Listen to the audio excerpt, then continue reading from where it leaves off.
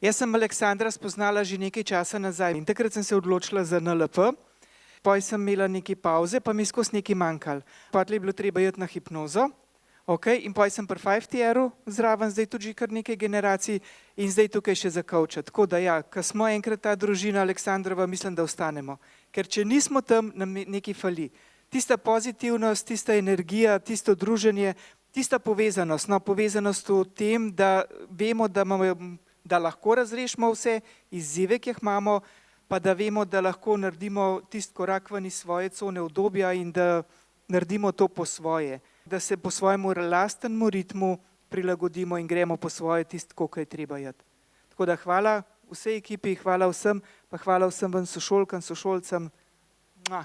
Sem pa ogromne spremembe naredila, zdaj že druga knjiga na poti.